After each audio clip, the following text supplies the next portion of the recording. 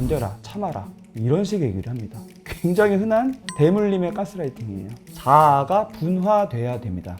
나한테 집중하셔야 돼요. 안녕하세요, 정신과 의사 정우열입니다. 오늘은 요즘 화제의 드라마였죠. 닥터 차정숙 드라마를 통해서 캐릭터적인 특성, 의존성이라는 부분을 중점적으로 살펴보는 시간을 갖도록 하겠습니다. 당연히 끝난 드라마이기 때문에 결말이 포함된 스포가 있을 수밖에 없습니다. 제 구독자분들이 사실은 의존성을 가진 분들이 많을 수 있거든요. 의존성을 가진 분들이 사실은 마음이 따뜻하고 또 심리적으로도 관심이 많고, 그렇기 때문에 제 유튜브 구독자분들이 많을 수 있는데, 의존성을 좋지 않다라고 평가하는 건 아니다 라는 얘기를 우선 드리고 싶습니다. 닥터 차정숙 드라마를 보면서 가장 고민을 많이 하게 됐던 부분은 바로 의존성이라는 부분이 지나쳤었을 때 착취로도 많이 이어지고 개인의 아픔으로도 많이 이어지고 반복할 수밖에 없구나, 그거를 해결하고자 하는 그런 계기도 막 생기고 해도 수월한 과정은 아니구나. 간단하게 설명을 드리면은, 차정숙은 의대를 졸업하고 레지던트를 하다가 아이를 키우게 되면서 경력 단절이 되고, 그때부터 주부의 삶을 20년 정도 살았고요. 갑자기 간부전이 오고 간 이식을 받아야 되는 생사를 오가는 경험을 하면서 지금까지 내가 살았던 삶의 회의를 느끼고, 그래서 이제부터는 내가 내 삶을 진취적으로 살아야겠다, 내가 제일 하고 싶은 거는 전문의가 되어서 의사로서 삶을 사는 거다, 목표를 설정하고 20년이나 늦은 나이에 다시 레지던트에 도전하는 그런 스토리입니다. 현실적으로 물론 있을 수 있는 스토리지만, 지금까지 살았던 삶과 다른 삶을 살아갈 수 있을까, 중간에 어떤 난관들이 있을까, 이것에 초점을 맞춰서 저는 드라마를 아주 재밌게 봤습니다. 사람의 본능이 크게 나누면 두 가지, 이거는 인생의 전반에 걸쳐서 균형점을 찾아가는 상반된 본능이 있거든요. 의존 욕구, 한쪽은 독립의 욕구. 다른 사람과 함께 하면서 서로 친밀감을 누리고 유대감을 느끼고 사랑하고 끈끈하고 연결되어 있고, 이런 게 이제 의존 욕구고, 스스로 알아서 잘하는 주체적인 삶을 사는 독립의 욕구, 자유의 욕구. 근데 이거 둘 다 본능이에요. 필요한 거고 바람직한 거고, 자기가 이거를 적절하게 균형점을 찾아가는 게 인생의 과업이 됩니다.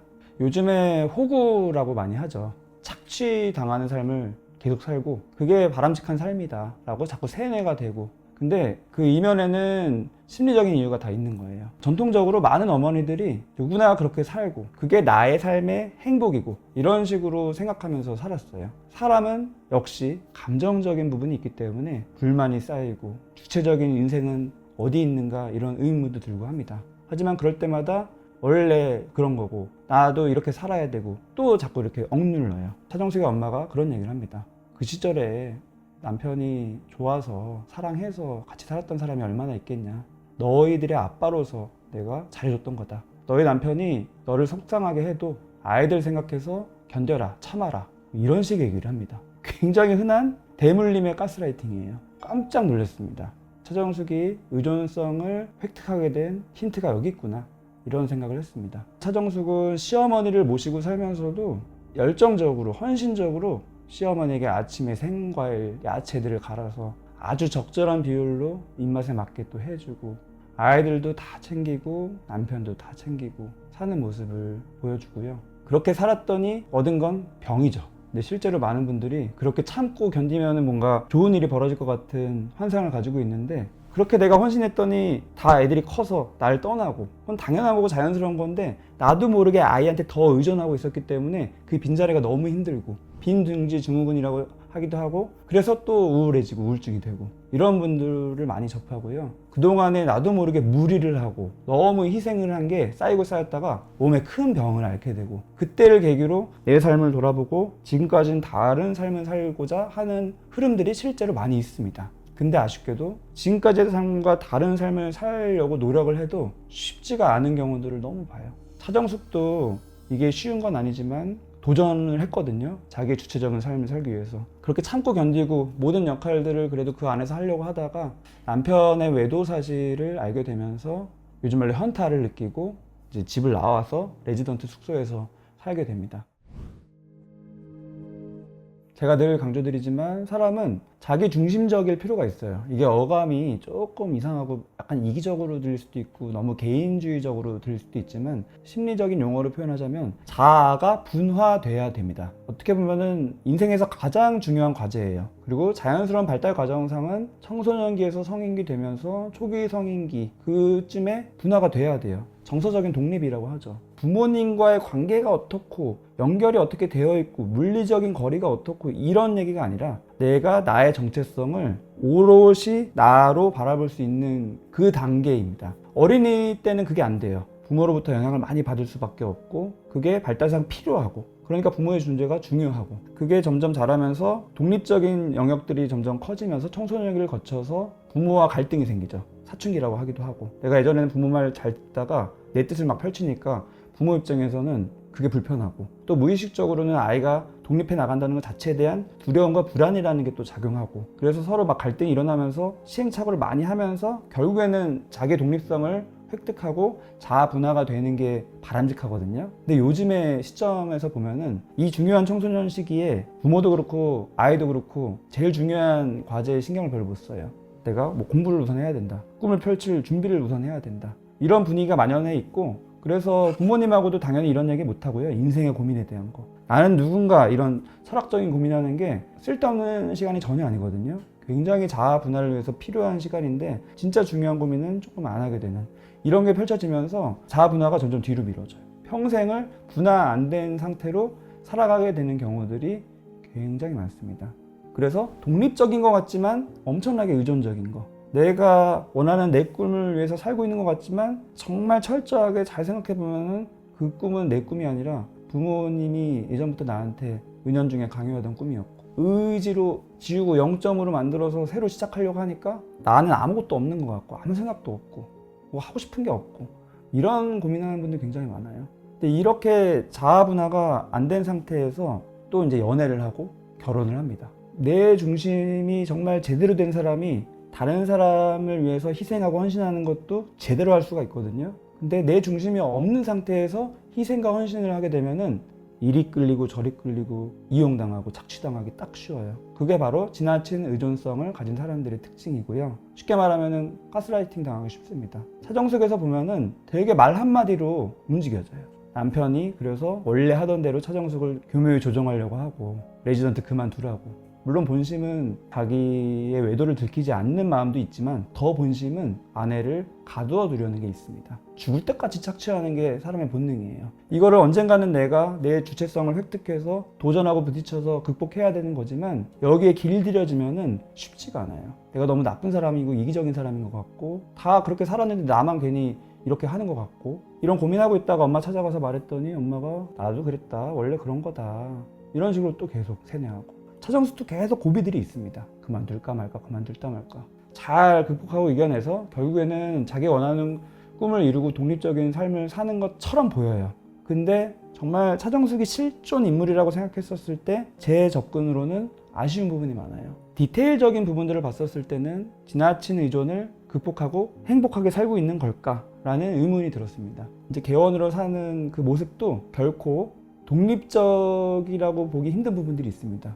평범한 병원은 아니죠. 굉장히 이상적이고 1층에서는 건강식을 판매하는 식당, 2층엔 진료실, 식당에서 서빙하면서 건강상담도 막 해주면서 그 굉장히 돈독하게 유대감까지도 형성하고 보통 의사들이 하는 진료 모습과는 다르죠. 되게 이상적이에요. 좋아요. 근데 문제는 독립과 의존이라는 영역에서 살펴봤을 때는 과연 뭘 추구하는 걸까? 환자와 의사가 정말 제일 중요한 거는 그 사람을 치료하는 건데 거기서 이런저런 대화를 하면서 연결을 추구하는 거. 이게 되게 미묘한 부분이 있거든요. 그런 진료 방식을 비난하는 것이 절대로 아니고요. 독립적으로는 살고 있지만 계속 사람과 끈끈하게 뭔가 유대관계를 형성하려는 게 있지 않나. 그게 왜 우려가 되냐면은 그러다가 또 당할 수 있거든요. 착취하는 사람들은 그런 냄새를 너무 잘 맡아요. 완벽하게 이상적으로 뭔가 해주고 싶은 그 마음, 동기가 있는 사람들의 냄새를 맡고 찾아가서 착취합니다. 사기치고.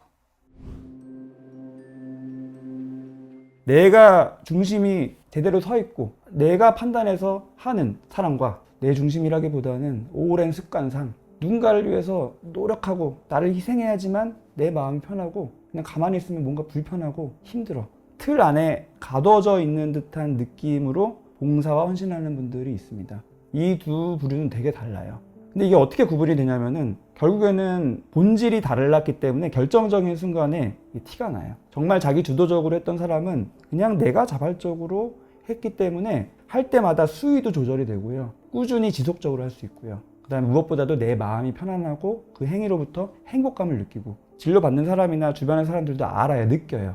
저 사람은 뭔가 자연스럽고 편안해. 이런 느낌의 부류가 있고요. 그렇지 않고 자아분화도 잘 안 됐고 정말 자기 주도적이라기보다는 벗어나지 못하는 그 압박감 때문에 하는 행위인 경우에는 뭔가가 느낌이 불편합니다. 인정해주고 뭔가 존중해주고 이런 피드백이 있다가 없을 때 바로 그게 표시가 나진 않아요. 왜냐면은 다 억압돼 있기 때문에. 하지만 쌓이고 쌓이다가 내가 너무 또 이런 식으로 무리를 했다가 탁 터졌을 때는 지금까지의 모습과는 다르게 감정적으로 굉장히 불안정한 모습을 보여줍니다. 쉽게 말하면 집착인 느낌이 있고 없고가 되게 중요한 차이예요.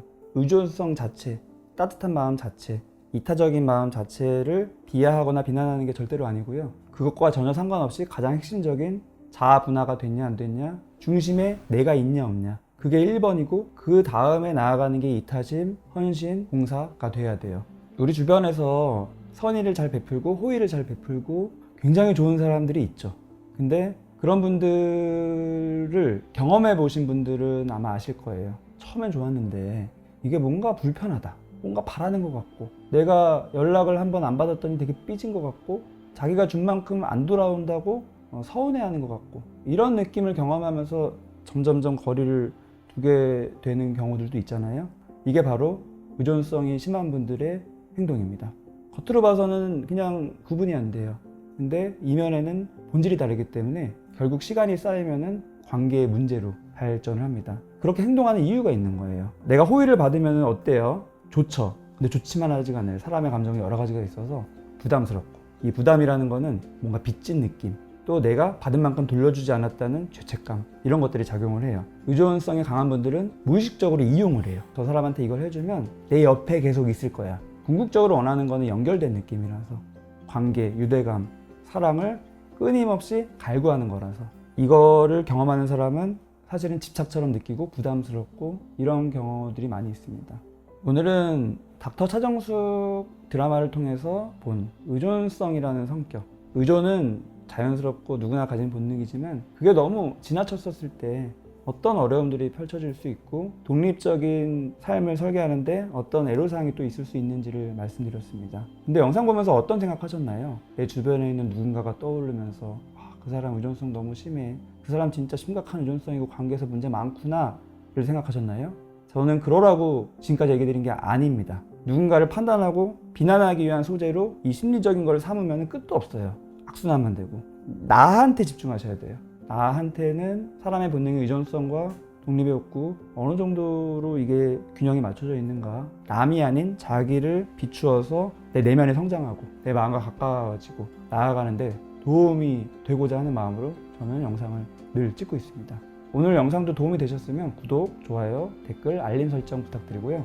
저는 다음에 더 좋은 컨텐츠로 찾아뵙도록 하겠습니다. 시청해주셔서 감사드립니다.